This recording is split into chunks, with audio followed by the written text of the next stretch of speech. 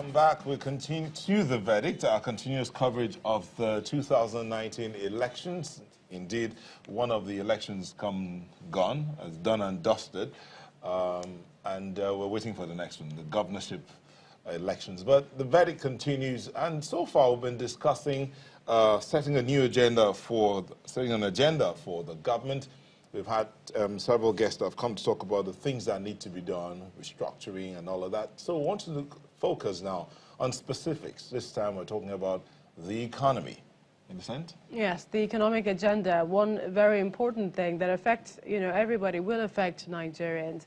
And we have in the studio, Lagos, we have Mr. Muda Yusuf. We'd like to thank you for joining us. Thank you very much. And we hear Mr. Johnson Chukwu, MD Cowrie Assets Limited, is joining us via Skype. But hopefully we'll get him on as soon as possible. Looking at the economy, I mean, a lot of people have said that things were a little slow, the election period, first the postponement, the election period, and even a little bit sluggish at this point. What is happening to the economy this period?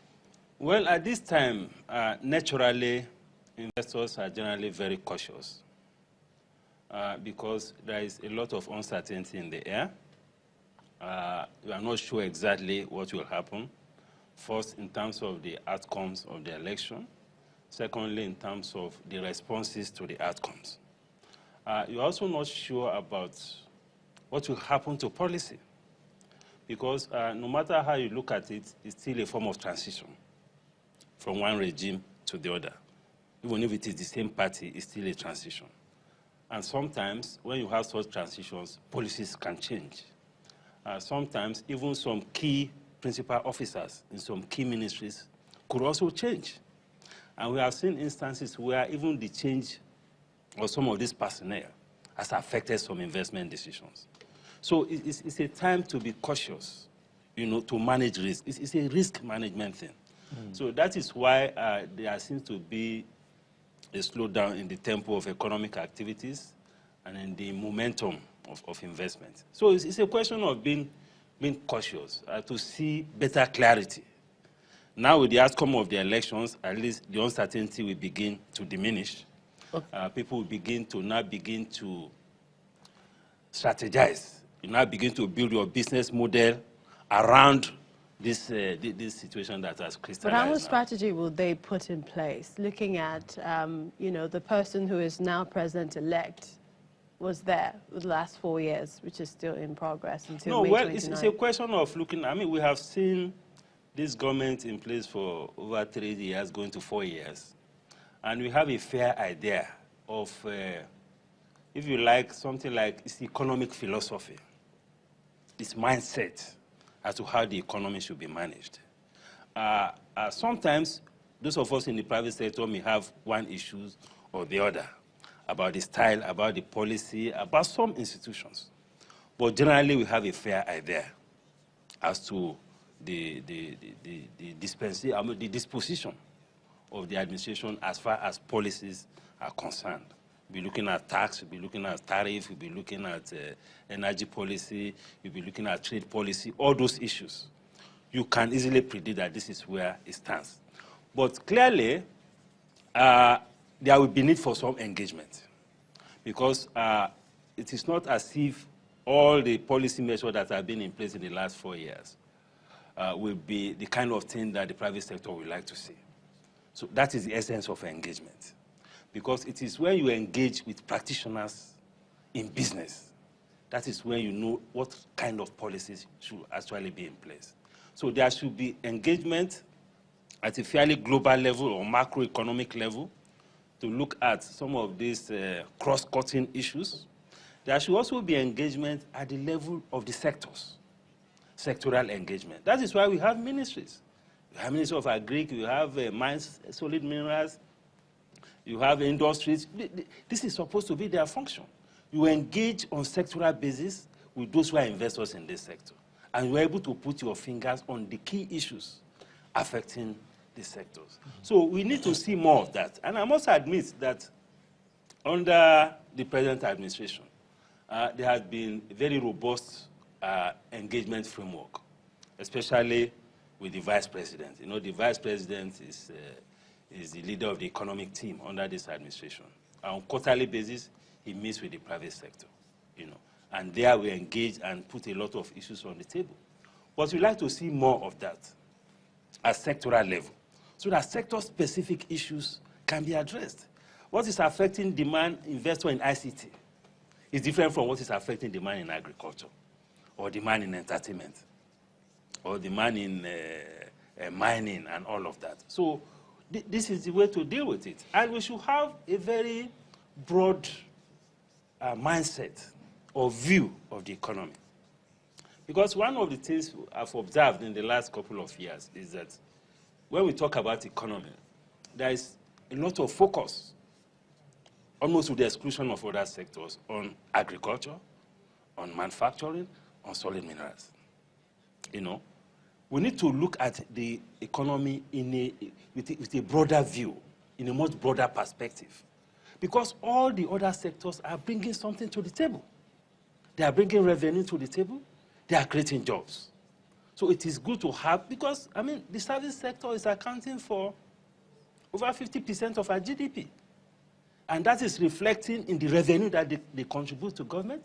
It's also reflecting in the jobs that they are creating. Oh. So we should have that kind of view. Because sometimes when I see policymakers, what they bother much about is agriculture, rice, manufacturing, solid mineral. Would you describe that as tunnel vision? Well, maybe something like that. But we need to have a broader view. Because economy is about value creation. As long as anybody is creating value, that person or that investor needs to be given due recognition and due policy attention. Let me put you on pause. I understand that the Skype, our guest on Skype that Millicent talked about at the start of this segment is now ready. Mr. Johnson Chukwu, okay, good to see you, joining us from the United Kingdom. Thank you very much. Talking about the economy, agenda setting for the administration, what particular sector do you think you'd like to see something different, especially after hearing the announcement today? Well, I think the first sector I want the government to focus on is on the energy sector. And when I talk of the energy sector, I'm talking of the entire energy sector, starting from the power sector to the petroleum industry. Those sectors are supposed to fuel the economic activities, improvement in economic activity we expect in the next 4 years. If we do not address the energy sector, we cannot get the economy working. The reality is that we must address the power sector, we must address the level of output, the level of the transmission grid and the distribution grid. We must look at, again, at the structure of the power sector, particularly the ownership and then the transmission grid. We must change the transmission grid so that the sector will be able to generate and transmit within restricted localities. Then on the other aspect of the energy sector, which is the downstream petroleum sector, we need to look at the concept of subsidy of refined petroleum products. Currently, we are spending about, if you look at the third quarter import bill of the country, third quarter 2018, you realize that our total import bill for third quarter was $4.17 billion, of which importation of refined petroleum products was almost $1 billion. That's about 25% of our total import bill. We can't continue with that. The government revenue is going to be stressed in the next couple of months as the government implements the new minimum wage. The government has to look for revenue. For that reason, it may become imperative that the government cannot continue with the subsidy. We need to allow market forces determine the price of petroleum products. We need to domesticate the refining of petroleum products. Those two, that sector, the energy sector, which cuts from the power sector up to the petroleum industry, should be addressed. Also in the petroleum industry... I'm sorry, Mr. Chukwu, at the point at which you reach, if I may just intervene a little and just ask this subsidiary question. When you talk about the removal of allowing market forces to determine the prices, of petroleum products, what had always been the hamstringing of previous efforts in that regard is the ensuing social upheaval that follows it. How do you propose they address that? Well, interestingly, the government is already creating a lot of palliatives which they can improve on. The government has created a lot of structures. They have the 10,000 naira they give to traders. You have the school feeding program, a couple of programs that are pro-poor. What we just need is to expand the reach of those things, people that benefit from such programs. And then that will cushion the effect, the immediate effect of removal of petroleum subsidy. The reality is that the poor man on the street suffers more from the cost of this subsidy than the rich man who has multiple cars.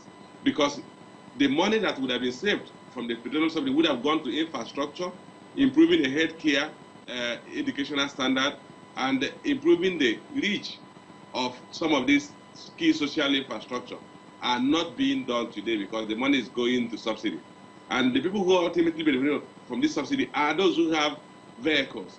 Granted, there will be some increase in transportation costs, but their costs will be more than offset by the benefit of refining these products locally and creating more jobs that will be available to those unemployed youths.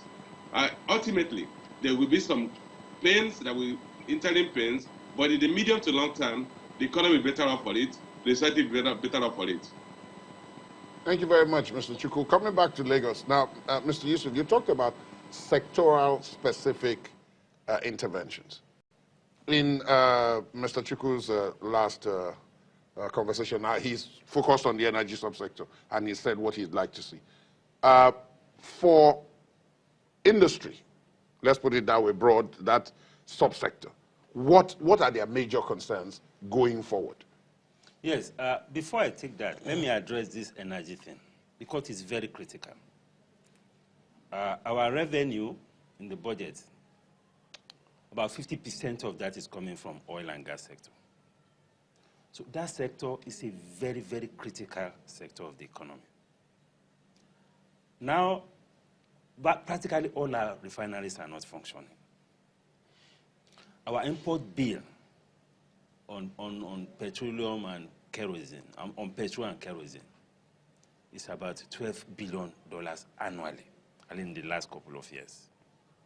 Our subsidy is about $2 billion annually. Imagine what that can do for us as an economy. Because we talk about no funding for infrastructure, we talk about borrowing for this, borrowing for that.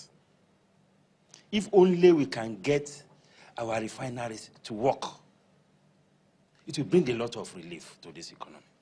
Because funding is a major problem. The president said it when he was presenting his budget, that they have a major funding challenge. And one of the reasons we are having this challenge is the way we are managing the oil and gas sector. So the reform of that sector is of utmost importance. We must make progress in this economy. We cannot afford to be spending the kind of money we are spending to import petroleum products and to also pay subsidy. It's a very critical issue. And that is why we have the petroleum industry bill. Unfortunately, this bill has been in and out of the National Assembly for close to 15 years.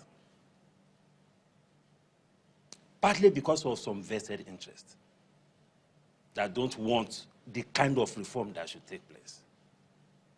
Because it is a sector that can give us a lot of revenue. Even though we talk about wanting to diversify away from oil. But you need resources to diversify. You cannot diversify if you don't have infrastructure, for instance. Where is the money to do the infrastructure? So one key area is to see how we can unlock the huge revenue potentials that you can get in the oil and gas sector. And the PIB is very critical. Unfortunately, it has not seen the light of day. So we have to start all over again when we have a new National Assembly. But it is very, very critical that we do that. It's also important, with all due respect, that we have a full-time Minister of Petroleum.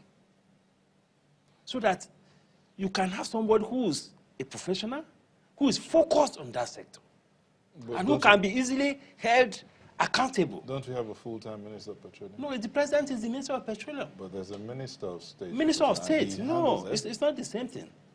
It's not the same thing. What I'm saying is that to have a full-fledged minister, that will help us a great deal. If there's an issue now with the petroleum sector, you can't say you want to summon the president to come and appear before you or before the National Assembly. And if you want to drive this reform as fast as we can, We need that kind of focused management, professional management of that sector. Let me put you on pause. Let me put you on pause, Mr. Yusuf. And maybe we can go back to Mr. Chukwu in London. And I want to ask Mr. Chukwu in London, from what Mr. Yusuf has said here now about the idea that there are two parts to the oil and gas sector. You addressed one and you were very specific when you talked about downstream. Now, he's pointed out some of the problems that have to do with the management of the sector itself.